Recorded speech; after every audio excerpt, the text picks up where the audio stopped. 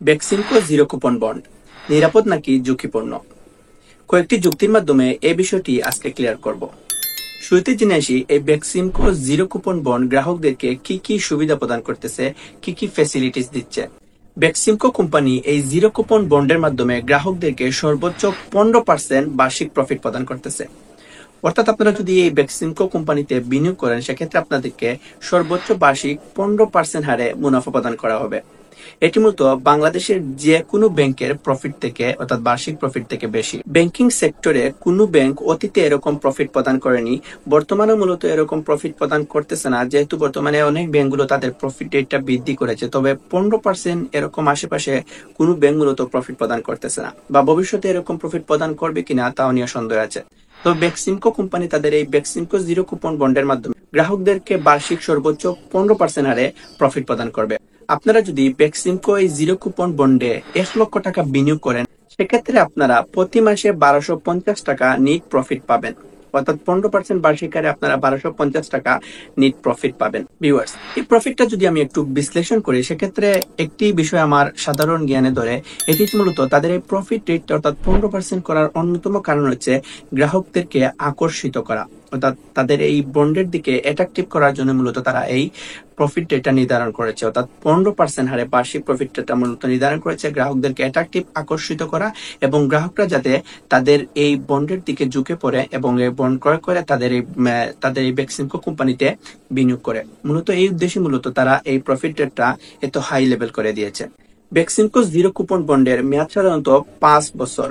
এখানে একটি গুরুত্বপূর্ণ বিষয় হচ্ছে যে আপনারা যদি একবার এই বন্ডে যদি আপনারা এই বেক্সিমকো কোম্পানিতে বিনিয়োগ করেন, সেক্ষেত্রে আপনারা 5 বছর আগে আপনাদের এই বিনিয়োগকৃত টাকা ফেরত পাবেন না। অবশ্যই আপনারা এই মেয়াদটা শেষ করতে হবে, অর্থাৎ 5 বছর আপনারা কমপ্লিট করতে হবে। এর ভিতরে কিন্তু আপনাদের বিনিয়োগকৃত টাকা ফেরত পাবেন না।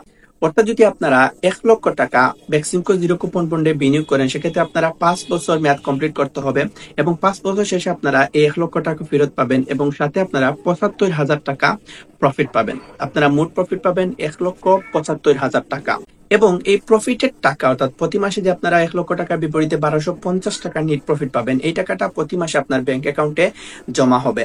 এই বেক্সিমকো জিরো কুপন বন্ডের আরেকটি ফেসিলিটিস বা সুবিধা হচ্ছে গ্রাহকদের জন্য আপনারা এখানে সর্বনিম্ন 50,000 টাকা বিনিয়োগ করতে পারবেন, এবং সর্বোচ্চ মূলত কত টাকা এখানে উল্লেখ করেনি, আপনারা যত খুশি তত টাকা এখানে বিনিয়োগ করতে পারবেন। তবে সর্বনিম্ন আপনারা এখানে 50,000 টাকা বিনিয়োগ করতে পারবেন। এই সর্বনিম্ন 50,000 টাকা বিনিয়োগের তাদের অন্যতম টার্গেট হতে পারে যাতে মধ্যবিত্ত ফ্যামিলির যারা রয়েছে তারা মূলত সহজে এখানে বিনিয়োগ করতে পারে।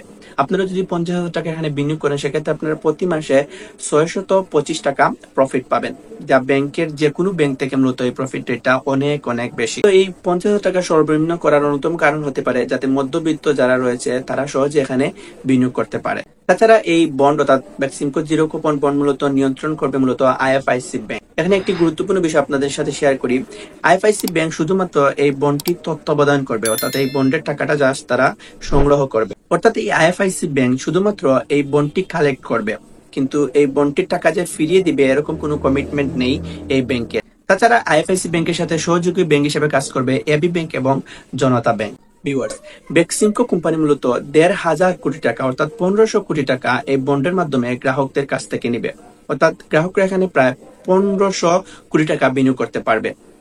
এই টাকাটা মূলত বেক্সিমকো কোম্পানি কোন কোন খাতে ব্যয় করবে, আপনাদের অনেকেই প্রশ্ন জাগতে পারে। এই টাকাটা মূলত তারা দুটি প্রকল্পে ব্যয় করবে। একটি হচ্ছে মায়ানগর প্রকল্প, যেখানে তারা 1,000 কোটি টাকা বিনিয়োগ করবে। আরেকটি হচ্ছে 500 কোটি টাকা, যেটি মূলত বেক্সিমকো কোম্পানির যে ব্যাংক ঋণ রয়েছে এই ব্যাংক ঋণ পরিশোধের জন্য তারা এই 500 কোটি টাকা ব্যয় করবে।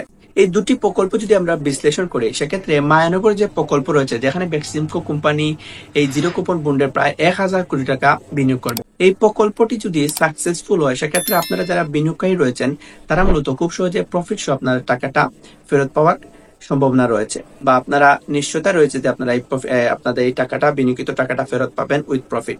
অর্থাৎ শেষের দিকে আপনাদের প্রফিট কম বেশ হওয়ার সম্ভাবনা বা এরকম কোনো নিশ্চয়তা নেই যে আপনাদের প্রফিটটা কম বেশ হবে কিনা। তবে আপনারা টাকাটা ফেরত পাওয়ার নিশ্চয়তা রয়েছে যদি এই প্রকল্পটি সাকসেসফুল হয়। তবে বাই এনি চান্স এই মায়ানগর প্রকল্প যদি আনসাকসেসফুল হয়, সেক্ষেত্রে আপনারা যারা বিনিয়োগকারী রয়েছেন তাদের টাকাটা ফেরত পাওয়া অনেকটা ঝুঁকিপূর্ণ হয়ে পড়বে।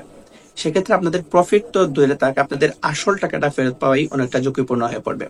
তাছাড়া যে 500 কোটি টাকা বেক্সিমকো কোম্পানি ব্যাংক ঋণ হিসেবে পরিশোধ করবে, এখানে তো প্রফিট পাওয়ার বা আপনাদের মূল টাকা পাওয়ার কোনো সম্ভাবনা নেই। এতে বেক্সিমকো কোম্পানি মূলত স্বাবলম্বী হবে এবং এক্ষেত্রে গ্রাহকদের কোনো বেনিফিট থাকবে না। সাধারণত আমরা যারা ব্যাংকে এফডিআর বা ডিপিএস করি, সেক্ষেত্রে আমরা কি করি, ব্যাংকে টাকা রাখি, সেক্ষেত্রে ব্যাংক আমাদেরকে একটি প্রফিট প্রদান করে। তবে ব্যাংক এক্ষেত্রে গ্রাহকদের টাকা নিয়ে লোন বা ঋণ অন্য গ্রাহকদেরকে প্রদান করে, অর্থাৎ আপনার টাকাটা অন্য খাতে তারা খাটায়। এবং ব্যাংকিং সেক্টরে দুটি নিয়ম মূলত এখানে প্রযোজ্য। একটি হচ্ছে কম সুদে গ্রাহকদের নিকট থেকে আমানত দিবে এবং বেশি সুদে তারা লোন প্রদান করবে, এবং মাঝে যে প্রফিটটা হবে এই প্রফিটটা মূলত গ্রাহকদেরকে বন্টন করে থাকে। এক্ষেত্রে মূলত আপনারা যারা বেক্সিমকো কোম্পানিতে বিনিয়োগ করবেন বা বেক্সিমকো জিরো কুপন বন্ডে বিনিয়োগ করবেন, এরকম কোনো সম্ভাবনা আমি এখানে দেখতেছি না। তো আপনাদের টাকাটা যদি কোনো বাই এনি চান্স যদি এই দুটি কোম্পানি ব্যাহত হয়, সেক্ষেত্রে আপনাদের টাকাটা অনেকটা ঝুঁকিপূর্ণ অবস্থায় থাকবে। ভিউয়ার্স, এতক্ষণের আলোচনা থেকে আপনারা অবশ্যই এই বিষয়টি অনেকটাই ক্লিয়ার হয়েছেন, আপনারা বেক্সিমকো কোম্পানিতে বিনিয়োগ করবেন কি করবেন না। এই ডিসিশনটা মূলত টোটালি আপনার, কেননা আপনার টাকা, আপনার সম্পদ, আপনার কষ্টার্জিত অর্থ আপনি কোথায় বিনিয়োগ করবেন, কোথায় নিরাপদে রাখবেন, এই সিদ্ধান্ত আপনার।